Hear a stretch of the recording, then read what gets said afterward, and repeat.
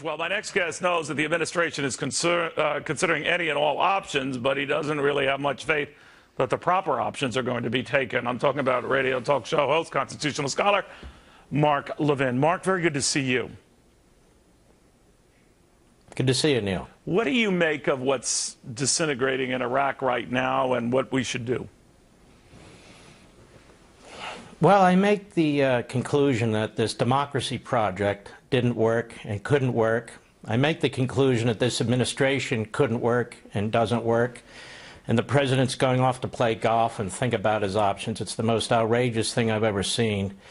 We're not going to be able to put this government back together like he was talking about, that they have to get over their differences. They're not going to get over their differences. The reason we need to attack these caravans of barbarians that are going through these stretches of the desert is to protect us and our allies. Do you think it's going to stop in Iraq? There's a tiny country there that can't defend itself. We call it Jordan. There's another tiny country there that can't defend itself. It's called Kuwait. Now, this thing has the potential to spread, and I don't think the Israelis are going to sit around and watch this forever either. So people who say, what business is it ours? It's our business now, whether we like it or not, whether we like the democracy project or not, or whether we like Obama or not. I am not an expert on foreign policy or military policy, but when I see caravans of barbarians who are decapitating people who supported us, going down street after street after street, and our bombers and our jet fighters just sit there getting rusty, that bothers me a lot. Also, something that's bothered you is this swap we had for Sergeant Bergdahl, of course, has been going through this debriefing right now in Texas. That deal and that arrangement, you think has put us at a further disadvantage. Explain.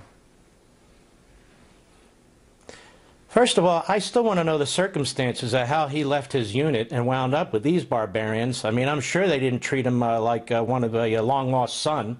That was a fait accompli. I'd like to know about that, but I would like to know what kind of mind in the White House would release these 5 mass murders. And look, more and more information's coming out about them. We know exactly who they are. The Taliban insisted on these 5.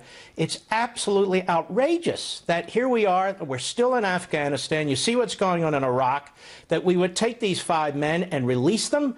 I mean, 9/11 tells us don't release these guys, keep them in Gitmo, but the president is so ideologically committed to shutting down that prison because of his knucklehead left wing, rather than protecting this country. And when he released those 5 barbarians, he did grievous harm to this country. This is going to come back to bite us.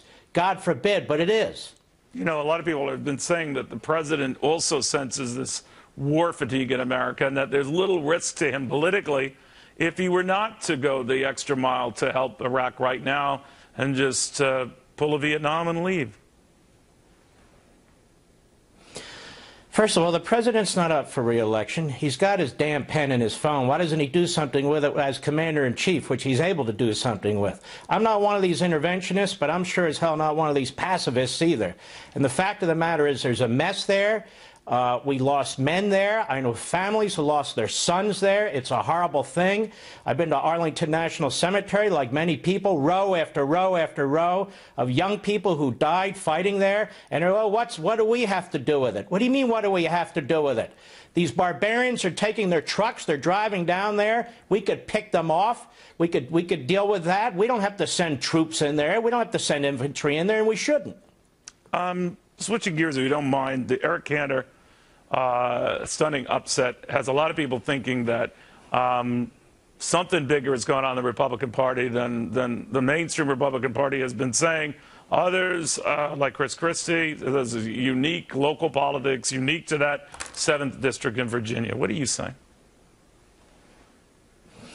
Well, I say I hope Chris Christie believes that, and I hope he runs on that, so he loses. I hope Jeb Bush believes that, so he runs on it, so he loses. Let me tell you something. There are no changes taking place in the Republican Party on Capitol Hill and in Washington. Things are going on outside in these communities, however, and people are furious with the status quo.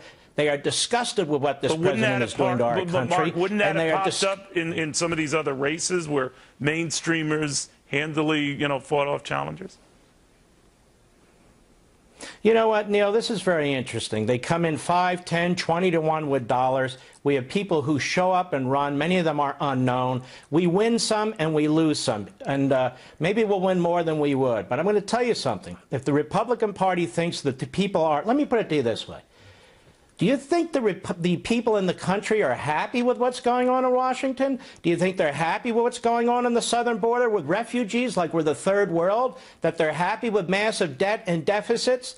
The fact that some of these senators can lie their way to re-election and some of these House members can lie their way to re-election, funded by the U.S. Chamber of Commerce and others, and pat themselves on the back for how they deceive the American people, that will not last forever. It simply won't.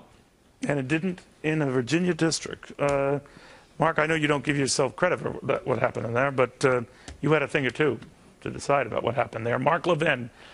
No, I don't take credit, but thank you. All right, Mark, always good seeing you. In the meantime, that implosion in Iraq has led to an